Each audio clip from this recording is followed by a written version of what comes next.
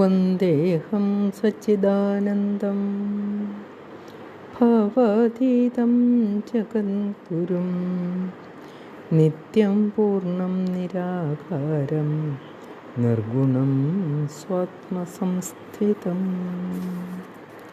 ശ്രീനാരായണ പരമഹംസദേവൻ്റെ പാദാരവിന്ദങ്ങളിൽ പ്രണാമം, ആചാര്യപാദങ്ങളിൽ പ്രണാമം.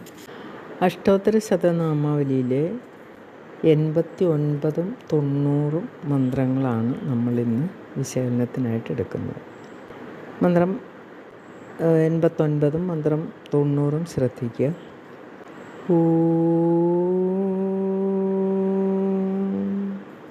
സർവോത്തമസുഖദായ നമഃ.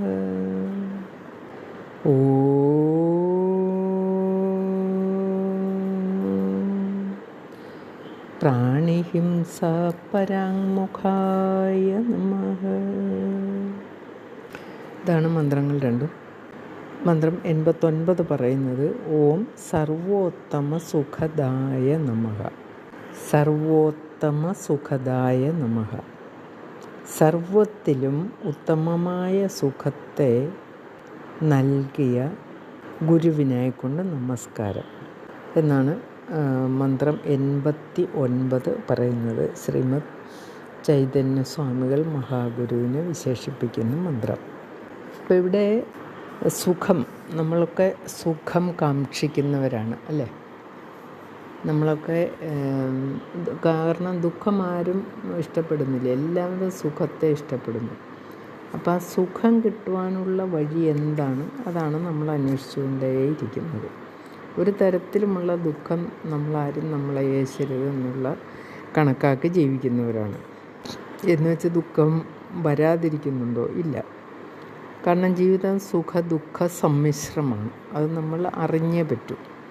ഒരു പ്രപഞ്ചത്തിലെ ഒരാൾക്കും നല്ല ദുഃഖവും മറ്റുള്ളവർക്ക് നല്ല സുഖവും അങ്ങനെ ഒരിക്കലുമില്ല. എല്ലാം ഇടകലർന്ന് സമ്മിശ്രമായ ഒരവസ്ഥയിലാണ് എപ്പോഴും ജീവിതം പോകുന്നത്. അത് ധനികനായാലും കൊള്ളാം, ദരിദ്രനായാലും കൊള്ളാം, ആരായാലും. ഇതൊരു പ്രപഞ്ച നിയമം തന്നെയാണ്, അതങ്ങനെയാണ്. അപ്പോൾ ഇവിടെ നമ്മളൊക്കെ ഓരോന്നും ചെയ്യും. നമ്മളൊക്കെ എപ്പോഴും കർമ്മം ചെയ്യുന്നവരാണ്, കർമ്മനിരതരാണ് അല്ലേ? എന്തെങ്കിലുമൊക്കെ കർമ്മങ്ങൾ ചെയ്തുകൊണ്ടിരിക്കുന്നല്ലോ. അപ്പം അങ്ങനെ ചെയ്യുന്ന ഓരോ കർമ്മവും എന്തിനു വേണ്ടിയിട്ടാണ്? നമ്മൾക്ക് സുഖം കിട്ടാൻ വേണ്ടിയിട്ടാണ് അല്ലേ? ഞാനെന്നാ ഇന്ന് ഈ കർമ്മം ചെയ്താൽ എനിക്ക് കുറച്ച് ദുഃഖം ഇങ്ങ് വരട്ടെ, അങ്ങനെ നമ്മളാരും കരുതാറില്ല. അപ്പോൾ എല്ലാവരും കർമ്മം ചെയ്യുന്നത് അല്ലെങ്കിൽ എന്തെങ്കിലുമൊക്കെ ചെയ്തുകൊണ്ടിരിക്കുന്നത് സുഖത്തിന് വേണ്ടിയിട്ടാണ്.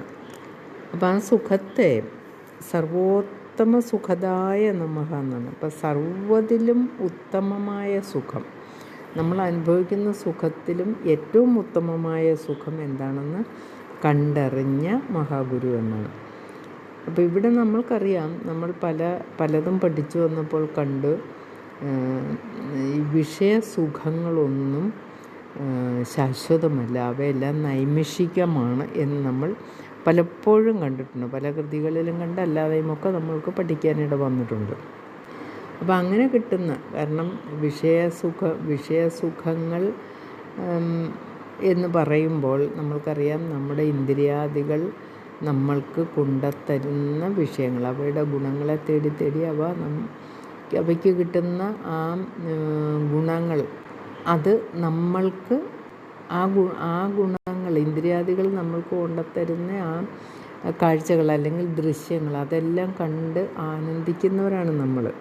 അപ്പം നമ്മൾക്ക് കിട്ടുന്ന സുഖം എന്താണ്? വിഷയസുഖമാണ് കിട്ടുന്നത് അല്ലേ?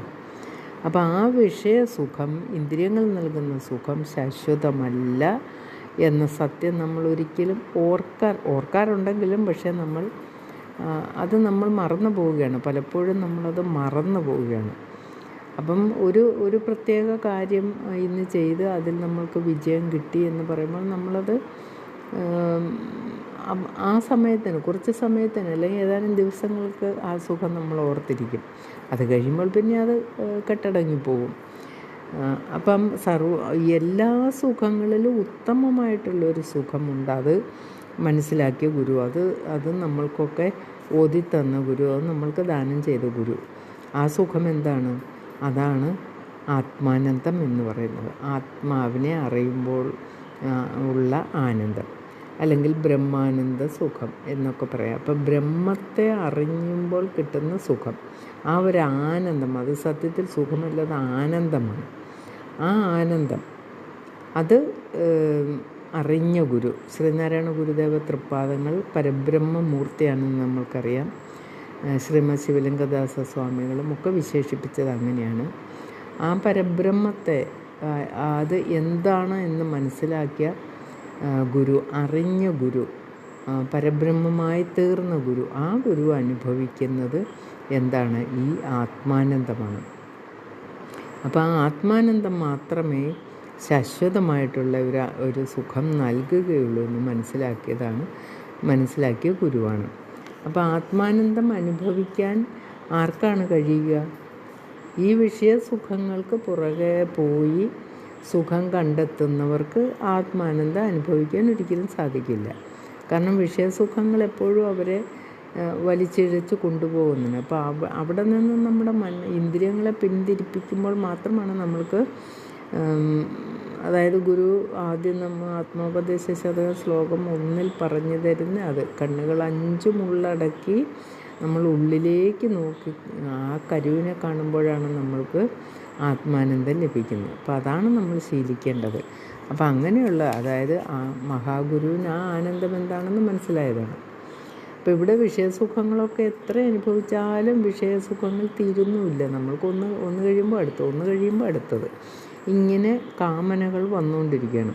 നിങ്ങൾ രാജാക്കന്മാർ ശ്രദ്ധിച്ചാൽ നമുക്കറിയാതെ എത്ര രാജ്യങ്ങൾ വെട്ടിപ്പിടിച്ചാലും അവർക്ക് മതിയാവുമോ? ഇല്ല.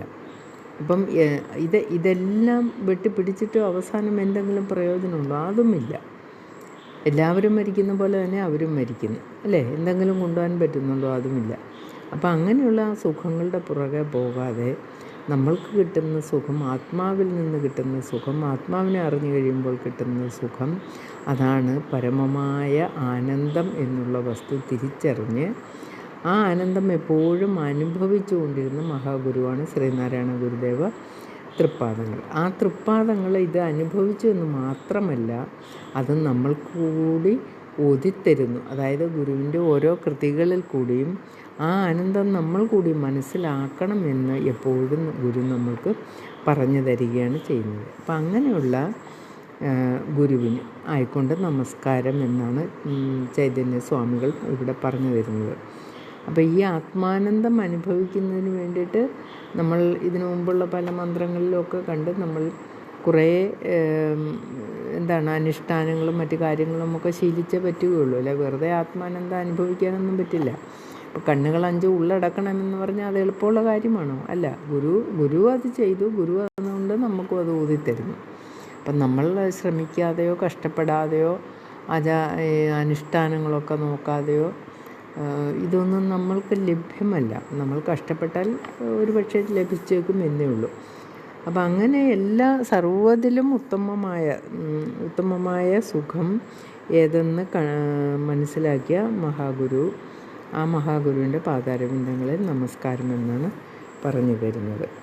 90-ാം മന്ത്രം പറയുന്നത് ഓം പ്രാണിഹിംസ പരാങ്മുഖായ നമഃ. പ്രാണിഹിംസ പരാങ്മുഖായ നമഃ. പ്രാണിഹിംസ പരാങ്മുഖൻ. പരാങ്മുഖൻ എന്ന് പറയുമ്പോൾ മുഖം തിരിച്ചവൻ. ഇത് നമ്മൾ നേരത്തെയും കണ്ടിട്ടുണ്ടിത്.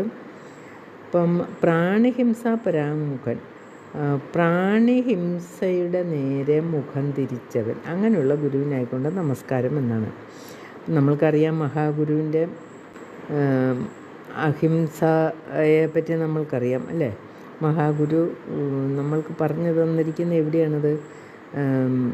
ശ്രീനാരായണ ധർമ്മം എന്ന സ്മൃതി ഗ്രന്ഥത്തിലെ പഞ്ചധർമ്മങ്ങളിൽ ഒരു ധർമ്മം അഹിംസയാണ്, അല്ലേ?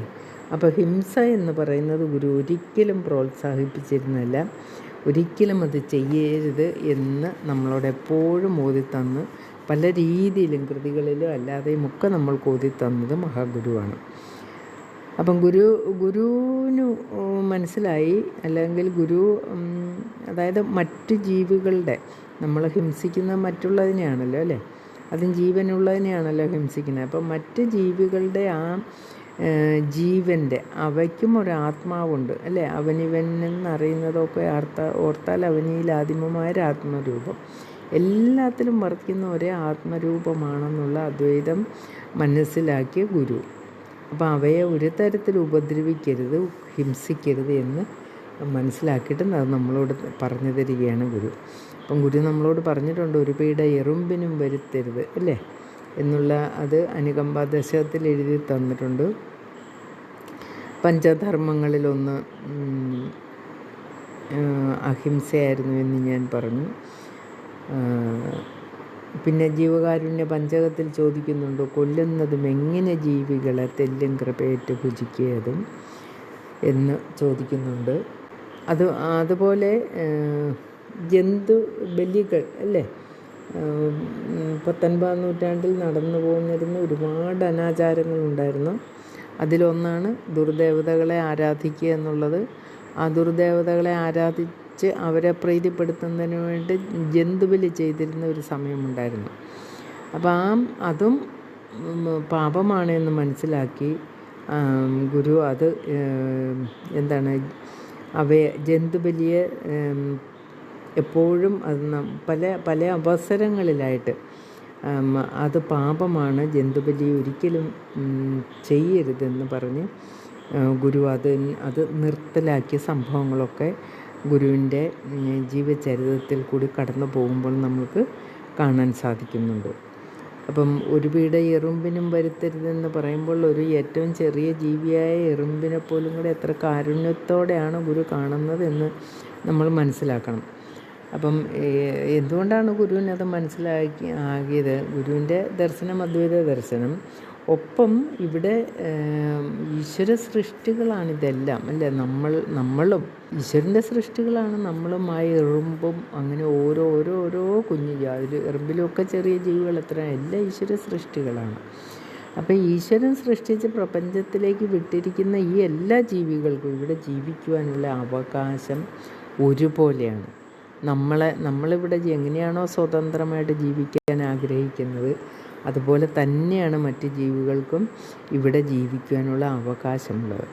പക്ഷെ അവരെ അനുവദിക്കുന്നുണ്ട്. ഏതെങ്കിലും തരത്തിൽ ശല്യം ചെയ്തുകൊണ്ടിരിക്കുകയാണ് നമ്മൾ. അപ്പം പല ജീവികളെയും നമ്മൾക്ക് ഭക്ഷിക്കാൻ വേണ്ടിയിട്ടാണ് ഈശ്വരൻ അവയൊക്കെ സൃഷ്ടിച്ചത് എന്നുകൂടി വാദിക്കുന്നവരും ഉണ്ട് പലരും ഇല്ലേ. പക്ഷെ അങ്ങനെയല്ല, അത് നമ്മുടെ സൗകര്യത്തിന് വേണ്ടിയിട്ട് നമ്മളത് പറയുകയാണ്. നമ്മൾക്ക് വേണ്ടിയിട്ടാണ് ഈശ്വരൻ മറ്റ് ജീവികളെ സൃഷ്ടിച്ചു എന്നുള്ളത്. പക്ഷേ ഇതാണ് നമ്മൾ മനസ്സിലാക്കേണ്ടത്, എല്ലാത്തിലും ഉള്ളത് ഒരേ ഒരാത്മതത്വമാണ്, ഒരേ സത്യമാണ്. ആ ആത്മാവ് എല്ലാ ജീവികളിലുള്ളത് ഒരേ ആത്മാവാണ്. ഒപ്പം ആ ആത്മാവ് അനന്തഘനമായിട്ട് എല്ലാ ജീവികളിലും ഉണ്ട്.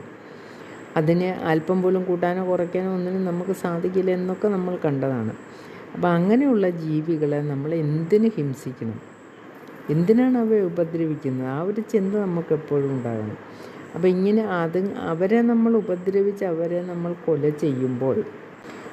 ചെയ്യുമ്പോൾ അവരിലുണ്ടാകുന്ന ആ വേദന, അത് നമ്മൾക്കറിയില്ലല്ലോ അല്ലേ. അവരിലുണ്ടാകുന്ന ആ വേദന, അതിൻ്റെ അംശം തീർച്ചയായിട്ടും നമ്മളിൽ യേശുമെന്നുള്ളതിന് സംശയമൊന്നുമില്ല. അപ്പം അതുകൊണ്ടൊക്കെയാണ് അതായത് നമ്മൾക്ക് പാപം ഉണ്ടാകുമെന്നൊക്കെ നമ്മൾ പഠിച്ചു വച്ചിരിക്കുന്നത്, അതൊക്കെ ഇതൊക്കെ തന്നെ.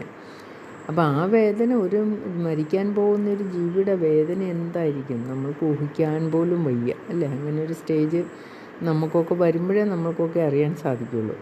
അപ്പം അങ്ങനെ ഒരു ജീവിയെയും പീഡിപ്പിക്കരുത് എന്നാണ് ഗുരു നമ്മൾക്ക് ഓതി തരുന്നത്. അപ്പം ഓരോ ജീവികളെയും ഇവിടെ ജീവിക്കാനുള്ള അവകാശം അത് നിഷേധിക്കാൻ നമ്മൾക്ക് ഒരു തരത്തിലും അവകാശമില്ല. അപ്പം എല്ലാ ജീവികളോടും, അതുകൊണ്ടാണ് ഗുരുവിൻ്റെ എത്രയോ കൃതികൾ നമ്മൾക്ക് കാരുണ്യവും ദയയും സ്നേഹവും കരുണയും കരുതലും എല്ലാം നമ്മൾക്ക് കാണാൻ സാധിക്കുന്നുണ്ട് അല്ലേ. എല്ലാ കൃതികൾ ഓരോന്നും ശ്രദ്ധിക്കുമ്പോൾ നമ്മൾക്ക് കാണാം. അപ്പം അങ്ങനെയൊക്കെ നമ്മളെ ഓരോരുത്തരെയും ഗുരു പ്രാണിഹിംസ പരാങ്മുഖനായിരുന്നു.